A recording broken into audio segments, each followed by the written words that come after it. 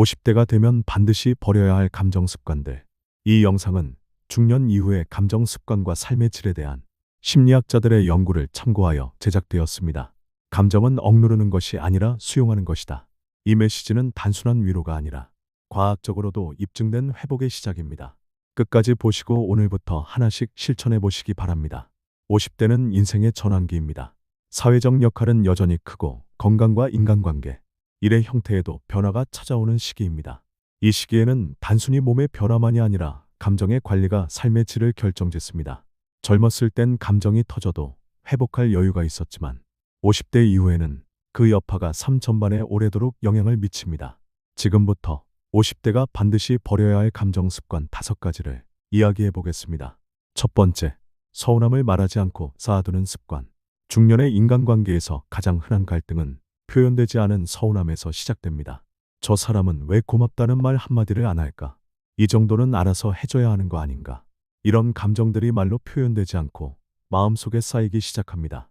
예를 하나 들어보면 퇴직 후 집에 있는 시간이 많아진 한 아버지는 아들이 퇴근하고도 인사 한마디 없이 방으로 들어가는 걸 보며 내가 이젠 그냥 불편한 존재가 됐나? 하는 생각이 들었다고 합니다. 처음엔 참았지만 어느 날 TV 소리 크다고 말한 아들 한마디에 지금껏 쌓인 서운함이 터졌다고 합니다. 나는 내가 나를 이렇게 생각하는 줄 몰랐다. 그 일이 결국 며칠간 부자 사이를 어색하게 만들었죠. 심리학자 수잔 존스는 감정을 눌러두는 관계는 언젠가 더 큰 폭발로 돌아온다고 말합니다. 특히 가까운 가족일수록 기대가 크기 때문에 말하지 않고 쌓는 감정은 큰 상처로 번지기 쉽다고 강조합니다. 50대 이후엔 감정을 정제해서 말하는 연습이 필요합니다. 나는 이런 상황에서 이런 기분이 들었어. 이렇게 나를 주어로 감정을 표현하면 상대를 공격하지 않고도 진심을 전할 수 있습니다. 감정은 말해야 정리되고 공유되어야 해소됩니다. 두 번째, 과거의 상처를 현재 관계에 끌고 오는 습관. 50대가 되면 그동안 겪은 감정적 상처나 실망들이 적지 않게 쌓입니다. 문제는 이 상처가 정리되지 않으면 현재의 인간관계나 인생에 대한 선택에까지 영향을 미친다는 점입니다. 전에 당한 적이 있어서 이번에도 그럴 것 같아. 사람은 쉽게 안 변해. 이런 방어적인 태도는 새로운 가능성을 차단합니다. 감정은 기억보다 오래갑니다. 과거에 겪은 상처가 현재를 흐리게 만들고 똑같은 상황이 아니어도 그때의 감정이 재생되며 관계를 왜곡합니다. 예를 들어 한 여성은 친구가 약속을 2번 연속 취소하자 저 사람도 결국 날 무시하는구나. 하고 멀어졌습니다. 알고 보니 친구는 부모님 병간호로 정신없는 시기였고 일부러 그런 게 아니었습니다. 이 여성은 전에 사람에게 당했던 상처 때문에 비슷한 상황에서도 똑같이 반응했던 겁니다. 이런 감정 패턴에 대해 유시 버클리 심리학자는 감정을 억제하거나 방치할 경우 뇌는 과거의 기억을 자동으로 불러와 지금과 상관없는 감정 반응을 유도한다고 설명합니다. 중년 이후엔 과거와 현재를 분리해서 볼 수 있는 감정적 거리 두기가 중요합니다. 그 감정이 지금 이 상황에서 정말 맞는 감정인지 아니면 과거의 상처가 끌려온 건지 스스로 구분하는 연습이 필요합니다. 새로운 관계와 기회는 과거 감정을 비워낼 때 비로소 들어올 수 있습니다. 세 번째, 감정을 억누르며 괜찮은 척하는 습관. 중년 이후에 많은 사람들이 내가 참아야지. 이 나이에 감정 얘기를 하는 것도 유치해 보여. 라며 스스로의 감정을 억누르는 습관을 가집니다. 그러나 억눌린 감정은 결코 사라지지 않고 어느 순간 예상치 못한 방식으로 터져나옵니다. 특히 분노나 슬픔 같은 부정적 감정을 외면하는 태도는 몸과 마음의 건강을 해칩니다. 무기력, 만성 피로, 불면증 등의 신체적 형태로 나타나기도 합니다. 한 예로 60대 여성은 배우자와 대화가 없어진 걸 느끼면서도 말하면 싸울까 봐 참고 또 참았다고 합니다. 하지만 어느 날 아침 밥상에서 배우자가 했던 평소와 같은 말에 갑자기 울음이 터졌다고 합니다. 그제야 배우자도 아, 이렇게까지 감정이 쌓여 있었구나. 하고 놀랐다고 하죠. 한 심리학 교수는 감정을 눌러놓기보다는 스스로에게 연민과 친절을 가질수록 정서 회복 탄력성이 높아진다고 강조합니다. 감정을 표현하는 건 유치한 게 아니라 자기 감정을 조절할 줄 아는 성숙함입니다. 감정을 기록하는 일기나 마음을 터놓고 말할 수 있는 사람과의 대화 등 이런 루틴은 감정 해소에 실제로 큰 효과가 있습니다. 네 번째, 남과 비교하며 스스로를 깎아내리는 습관.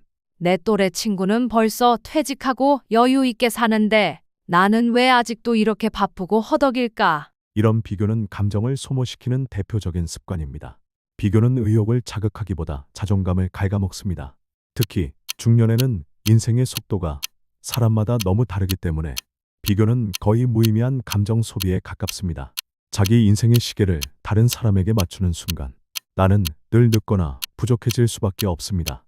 한 직장인은 동창 모임만 갔다 오면 며칠을 우울하게 지낸다고 했습니다.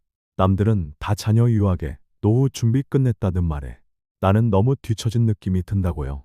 하지만 알고 보면 각자의 사정은 다르고 겉으로 보이는 것만 보고 판단할 수 없습니다. 심리학자 브라운은 비교는 불안의 가장 큰 촉매라고 말합니다. 나의 시계에 집중할 때 비로소 자존감이 회복된다고 강조합니다. 나는 지금 내 자리에서 잘하고 있는가? 이 질문을 스스로에게 해보세요. 5번째, 후회를 반복하며 현재를 놓치는 습관. 중년이 되면 과거의 선택들에 대한 후회가 자주 떠오릅니다. 그때 그 길로 갔으면 어땠을까? 좀 더 일찍 준비했더라면 지금과 다를까? 이런 생각은 자연스러울 수 있지만 반복되면 현재의 삶을 무기력하게 만듭니다. 예를 들어 한 남성은 자녀 교육비로 모든 재산을 쏟아붓고 정작 자신의 노후는 아무 준비도 못한 현실이 계속 후회로 남았다고 합니다. 하지만 그때는 가족이 최우선이었고 그 선택은 최선이었을 겁니다. 한 스탠포드 심리학자는 사람은 시간이 제한되었음을 느낄수록 과거보다 현재에 집중하고 더 의미 있는 감정을 선택한다고 말합니다. 50대 이후에는 그때는 그럴 수밖에 없었다는 수용의 태도가 필요합니다. 이 말은 자기 합리화가 아닙니다. 심리학적으로 입증된 회복과 수용의 태도입니다. 지금 이 순간을 잘 사는 것이 후회에서 벗어나는 유일한 길입니다. 혹시 지금 이 이야기를 함께 나누고 싶은 분이 떠오르셨나요? 또는 이 말들이 당신에게 꼭 필요한 이야기처럼 느껴지셨다면 저장해 두셨다가 마음이 흔들릴 때마다 꺼내보세요. 조금씩, 하지만 분명히 당신의 삶에 좋은 변화를 만들어 줄 겁니다. 감정도, 관계도 지금부터가 진짜입니다. 지금 잘 살기 위한 연습. 우리가 함께 시작해보면 어떨까요? 오늘 영상이 도움이 되셨다면 좋아요와 구독 부탁드립니다. 앞으로도 여러분의 건강한 삶을 위한 알찬 정보로 찾아뵙겠습니다. 몸도 마음도 편안한 하루 되세요. 이 영상은 중년 이후의 감정 습관과 삶의 질에 대한 심리학자들의 연구를 참고하여 제작되었습니다. 이 메시지들은 단순한 위로가 아니라 과학적으로도 입증된 회복의 시작입니다. 영상 참고 연구와 전문가 출처는 영상의 설명란에서 확인하실 수 있습니다.